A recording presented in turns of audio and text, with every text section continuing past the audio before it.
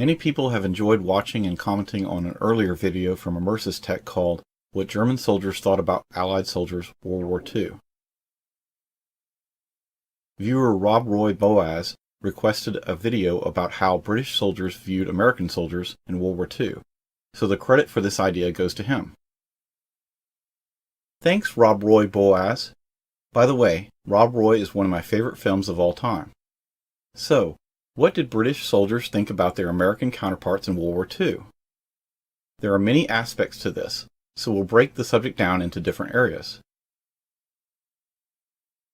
There were cultural differences between the two groups that could sometimes cause misunderstandings or friction. Keep in mind that it's impossible to know what all British soldiers thought about all the Americans fighting alongside them, but we can get a good idea of the general consensus. To get the most out of this subject, it would be best to watch the entire video. The combat and generals portion is near the end.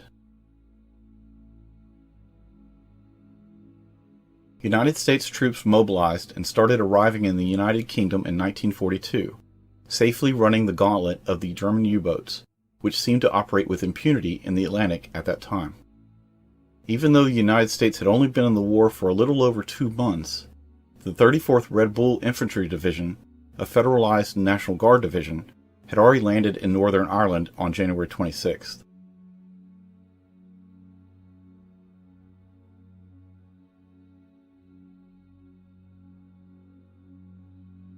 The vast majority of American soldiers had never been abroad, so this was a new experience for them and their host. The British population breathed a great sigh of relief when the United States entered the war. Even though the Soviet Union had been attacked a little over 5 months earlier, for the first time, British people could feel confident that they were no longer just fighting for their lives, but were now on the winning side. This great joy, however, was tempered by an irritation that the U.S. had waited so long to join, and had to be pushed into the war by the Japanese attack on Pearl Harbor and the German declaration of war on the United States. Many British soldiers felt they were on a moral high ground because they had been fighting Germany since September 1939. All the while, the United States had stood on the sidelines while France fell. Although, in the end, British soldiers generally developed a high regard for their American counterparts during World War II, there were some criticisms and complaints about certain aspects of American military culture and behaviors. Most British soldiers had never met an American soldier before 1942. They weren't sure exactly what they would be like. At that time, foreign travel for most ordinary people was impossible due to the expense, so the United States was a very exotic place in the British mind. Hollywood Western films were very popular in the UK, and they portrayed Americans as gangsters or rough and tumble cowboys, who would chase Indians or have a gunfight in the middle of the town. It didn't take British soldiers too long to form initial opinions about their newly arrived American allies. For one thing, many Americans liked to brag a lot and show off, which was looked down upon in reserved British culture. They sometimes found American slang and accents difficult to understand. An American GI, which is what U.S. soldiers were called back then, standing for government issue, would saunter into a pub and throw his wad of money onto the table, which was also offensive to British soldiers for 2 reasons. Number 1, they were envious that the Americans had bankrolls like that, and it was considered lowbrow to show off money in public. Other negative adjectives and phrases that British soldiers used for Americans: unrefined, crass, loud, ill-prepared, brash, arrogant, lacking manners, obnoxious, poorly trained, poorly educated, poorly disciplined, overpaid, oversexed, overconfident, full of themselves, cocky, uncouth, sloppy, too informal, undisciplined, naive, barely housebroken. Even with these negative views, British soldiers were extremely happy that the United States had entered the war against the Axis powers. However, there were some good initial opinions. Some stated that U.S. soldiers were well-equipped, eager, enthusiastic, brave, generous, better late than never, hospitable, independent thinking, friendly. One Briton, who worked with American troops and airmen during World War II, described them this way. They were a strange bunch. Good, brave and eager to fight the Nazis. Many of them were brash, arrogant and thought the war was over when they arrived, like the news of their arrival in the UK would scare the bleep out of the Fritz. It didn't. Of course.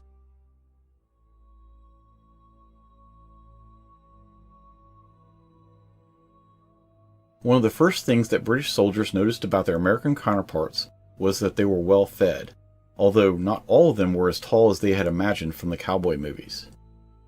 American soldiers were not fat, but they were overall better nourished, more muscular, with more color to their cheeks and better teeth than their British peers. By the time the Americans began to arrive, the British had been in the fight against the Axis for almost a year and a half, and had suffered reversals on almost every front, while continuing to endure the shortages from a U-boat partial blockade. It seemed that there were shortages of everything, but American soldiers always seemed to have the food that British servicemen craved. A British airman was stationed in the West Country during the war, and Americans, also based there, invited him and some of his friends to their base for donuts. It was a luxury he never forgot, and he remembered the taste of those donuts for the rest of his life. He found his new American friends to be generous and hospitable.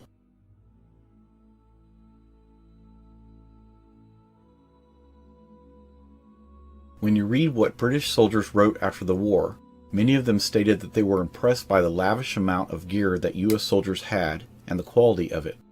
They were also envious because some of that military equipment was hard to come by.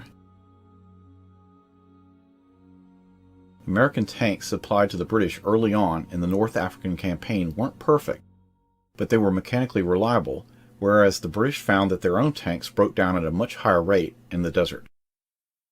British troops were also impressed by the American M1 rifle and the Sherman tank, which they later improved with a 17-pounder anti-tank gun as its main weapon, and called it the Firefly.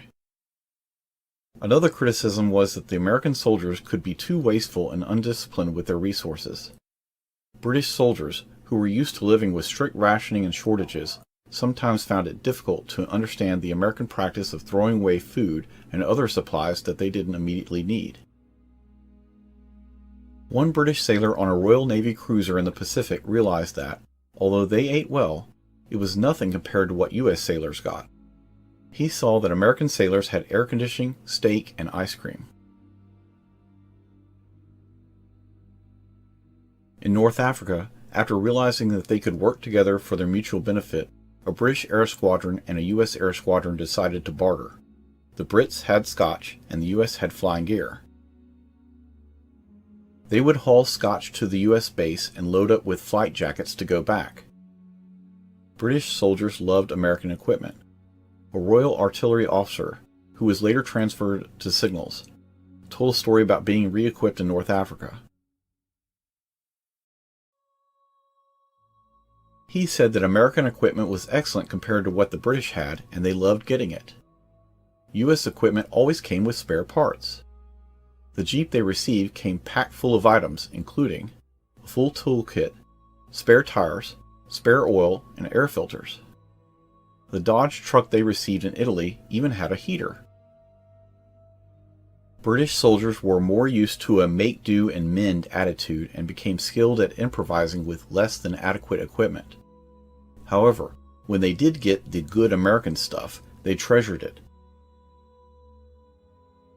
Some British soldiers even kept the Jeep's toolkit for many decades after the war was over and passed them on to their relatives as an inheritance. American blankets were worth their weight in gold in Allied-occupied Italy, where they could be traded for huge quantities of wine from the natives. One British soldier fondly remembered an amazing drunken weekend in recently liberated Rome that he and his pal experienced, which they funded by trading just one U.S. blanket. British troops were also jealous of U.S. uniforms. British battle dress was virtually impossible to wash properly without it shrinking. It took ages to dry out when wet and looked old-fashioned, while the American uniform looked stylish and could be cleaned far more easily.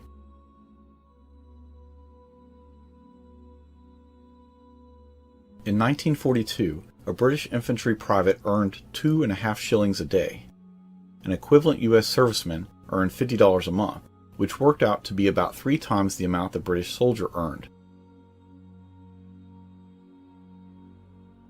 After the passage of the United States Pay Readjustment Act of June 1942, the lowest American serviceman earned roughly more than 80% of all skilled civilian workers in the United States. Servicemen had tax advantages and were given everything they needed, including food, soap, clothing, and so forth. However, British soldiers had to purchase some of the necessities out of their own meager pay. Most couldn't even afford to buy enough postage stamps, cleaning material, and toothpaste.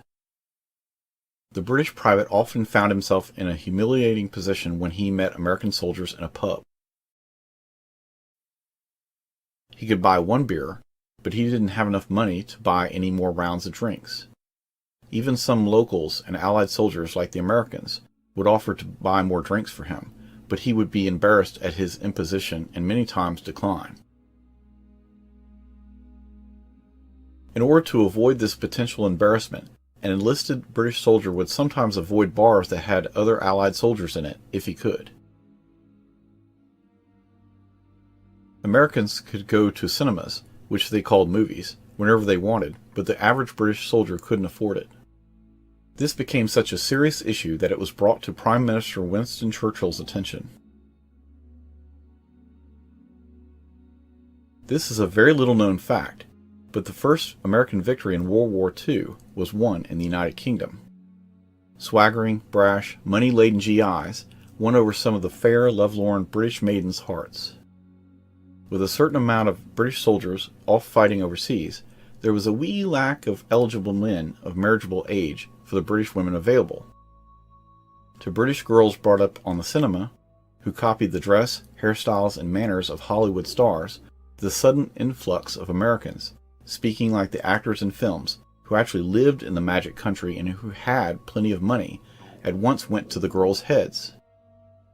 The American attitude towards women, their proneness to spoil a girl, to build up, exaggerate, talk big, and to act with generosity and flamboyance, helped to make them the most attractive boyfriends.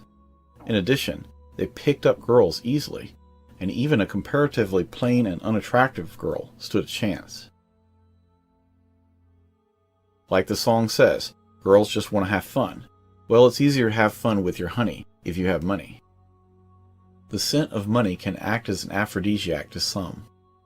Many American troops liked British and Irish women in general more than American women, according to different sources. Furthermore, they also had access to supplies such as chocolate and silk stockings from the PX store. The level of popularity of GIs became more apparent by the number of GI babies that started to appear. During the war, having a child out of wedlock was considered to be a source of great shame. These children were often handed over for adoption, or families would cover up their origins. One American soldier from the small town of Millsboro, Pennsylvania, John Husak, wrote this to his friend back home. "Boy, Alden, as long as there's in England, I won't have to worry about being a bachelor." Later in the letter, he said that the air raid shelters sure come in handy when you're courting a girl. Toward the end of the letter, he suspected that it might not be his personal charms that kept the ladies attentive, but the chewing gum and candy that he had been given them. By 1947, 60,000 British and 1,800 Irish women had married American servicemen and immigrated to the United States. There were so many British war brides in New York City that they formed friendship clubs to support each other.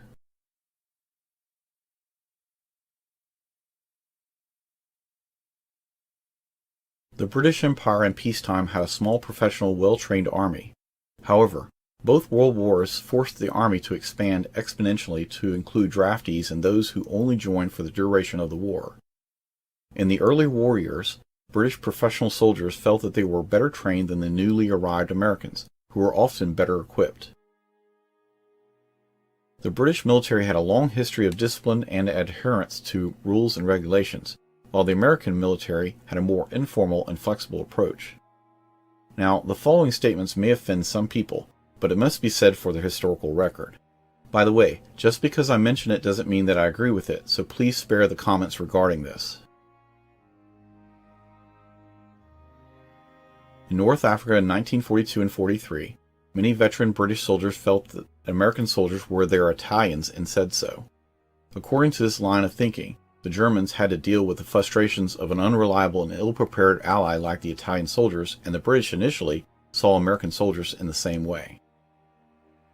As insulting as that statement is to an American, it is true that American soldiers had some initial teething difficulties in North Africa that the seasoned British had already overcome. The U.S. Army was fortunate that they landed in Vichy-held areas in Operation Torch. They had many logistical problems that needed to be handled, and almost all the troops were green as green can be. They needed some experience, and landing in Vichy, North Africa helped them gain it. British soldiers sometimes saw their American counterparts as cowboys, who were too eager to charge into battle without proper planning or preparation. The American idea was just to show up on the front line, and then the Axis soldiers would simply melt away in fear after seeing American courage in battle. If that didn't work, then American firepower would do the trick. However, as their British counterparts knew from experience, it wasn't going to work out that way.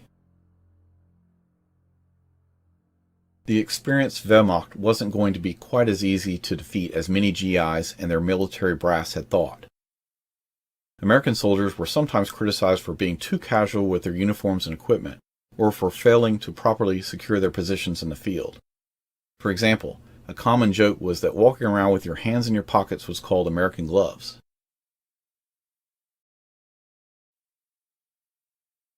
After the first series of engagements with the Germans, the British found, much to their surprise, that American soldiers learned quickly and their fighting skills improved.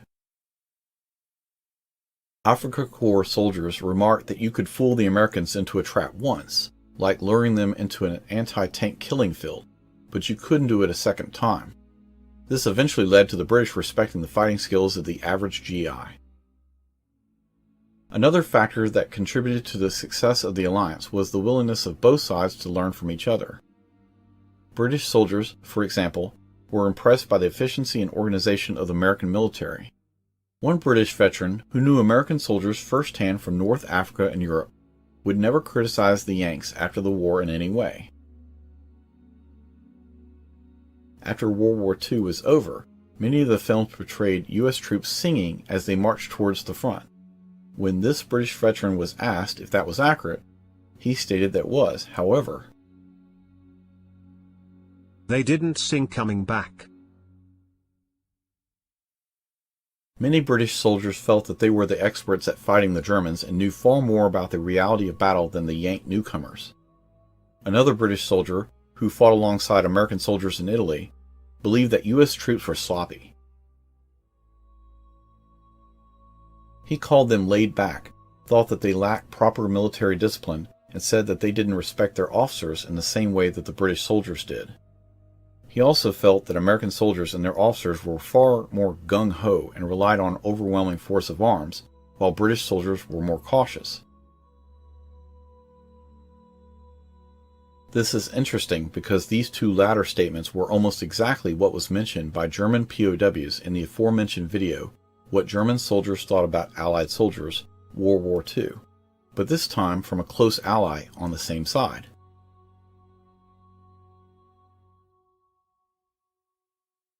However, after this British soldier was wounded in Italy, he became eternally grateful as he was taken to a U.S. field hospital where they saved his life. He said U.S. field hospitals were like the Ritz compared to their British counterparts. Another key factor that enabled the British and Americans to work together effectively during World War II was their ability to build and maintain trust. This trust was built through a number of shared experiences and combat actions. For example, the British and Americans fought side by side in many major campaigns, such as the North African Campaign, the invasion of Sicily, and the D-Day landings in Normandy.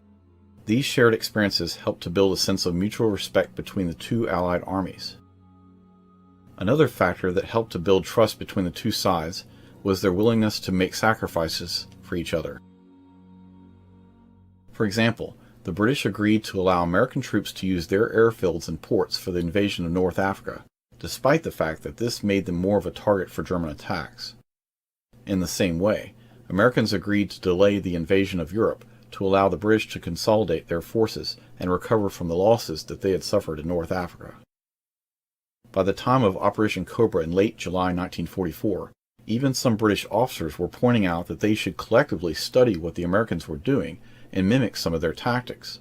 That's how far the United States Army had come in just 2 years. Many of the British higher enlisted ranks, and especially the officers, found the informality of the average American soldier to be unprofessional. Some British officers initially thought that Americans lacked the will to fight. There was a renewed consideration of allowing U.S. troops to operate under British command, but this was rejected out of hand by the United States brass. Until Operation Cobra, it doesn't appear that British generals and officers were impressed by American senior officers. Even so, over time, British enlisted and officers grew rather fond of the ordinary American combat soldier. It was the Pattons, U.S. chiefs, and admirals who were bombastic and pompous who made them angry. There were, without a doubt, a lot of personality clashes in officer circles of both armies, but that was to be expected given the egos involved. Not all the rivalries between generals can be mentioned due to time constraints. However, one good example can be given. British Field Marshal Bernard Montgomery was one of the most famous commanders of World War II, and for good reasons too. He led his troops to many victories. He was commonly called Monty, and will continue that practice here. Monty could read a map as well as anyone. What he saw in Operation Husky, the Allied invasion of Sicily, was the aggressive U.S. General George Patton racing ahead to Palermo to beat the British to the finish line and get all the prestige. Monty cast a wary eye at Patton, seeing him as a rival. This would have negative consequences. Over a year later in late 1944, when the Western Allies were pushing across France and ammunition and fuel shortages were negatively affecting operations, Monty wanted Supreme Allied Commander Dwight Eisenhower to give his 21st Army Group priority in supplies over the other Army groups. This was mentioned in an earlier video from Immersus Tech called Eisenhower's World War II Broad Front Strategy. Was it the best? Almost certainly, Monty wanted to slow Patton's 3rd U.S. Army and 12th Army Group from getting too much glory at his expense. In the 1942 Tunisian campaign, Monty had a poor opinion of U.S. troops, but more so of U.S. generals. By late 1944, his opinion had to have changed about the average U.S. soldier due to the rapid progress that the U.S. Army had made in France and in Italy. His poor opinion of all U.S. generals remained for the duration of the war. Despite the close cooperation between officers of both nations, there were also some tensions. One area of disagreement was the overall strategy for the war in Europe. Due to their experience fighting the Axis forces, British leaders favored a peripheral strategy which involved attacking Germany through its weaker allies, while American leaders favored a direct strategy which involved a massive invasion of Europe to defeat Germany directly. British commanders felt that a direct strategy would lead to excessive casualties which they privately knew they couldn't afford. The Americans, on the other hand, felt that the British were too cautious and not aggressive enough in pursuing victory. Ultimately, a compromise strategy was adopted that combined elements of both approaches.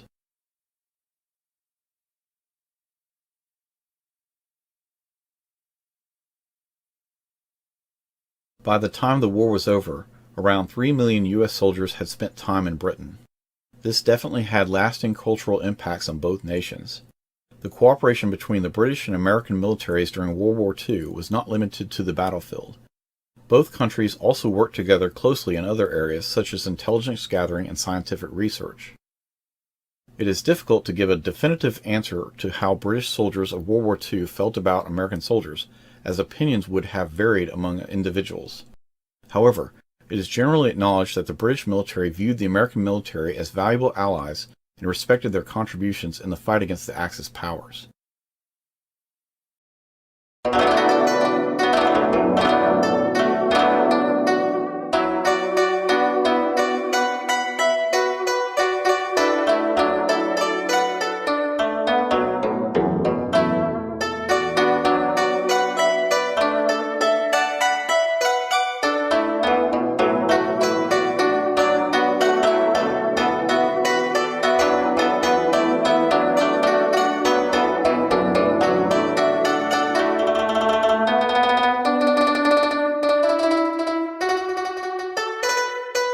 Bye.